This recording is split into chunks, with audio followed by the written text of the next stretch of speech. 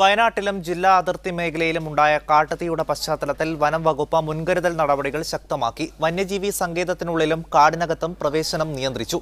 ഇവിടങ്ങളിൽ നിരീക്ഷണം ശക്തമാക്കാൻ വനപാലകരുടെ സാന്നിധ്യം ഉറപ്പുവരുത്താനും വനം വകുപ്പ് തീരുമാനിച്ചിട്ടുണ്ട്.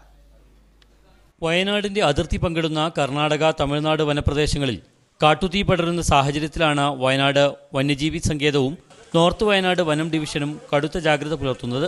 ബന്ദിപ്പൂരിലും മുതുമലയിലുമായി 1197 ഹെക്ടർ വനമാണ് ആളിക്കത്തിയത്.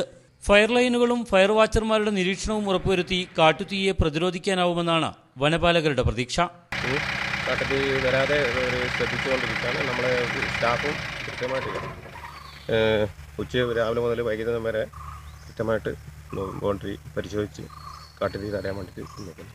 വയനാട്ടിലെ ബാണാസുരമല, തൃശ്ശിലേരി, മുത്തുമാരി, പനവല്ലി, തേക്കുതോട്ടം എന്നിവിടങ്ങളിലും കാട്ടുതീ പടർന്ന സാഹചര്യത്തിൽ പ്രതിരോധ പ്രവർത്തനങ്ങൾ ശക്തമാക്കും. ഇതിനു മുമ്പ് 2015 മാർച്ചിലാണ് വയനാട്ടിൽ വൻ തീപിടുത്തമുണ്ടായത്. 750 ഏക്കർ വനം കത്തിനശിച്ച അഗ്നിബാധയെ തുടർന്ന് കാടിനകത്ത് കൂടുതൽ ഫയർ വാച്ചർമാരെ അന്ന് നിയമിച്ചിരുന്നു. എന്നാൽ ഇപ്പോൾ ഫണ്ട് കുറവാണെന്ന കാരണം കാണിച്ചാണ് ഫയർ വാച്ചർമാരുടെ എണ്ണം കുറച്ചത്. മീഡിയ 1 വയനാട്.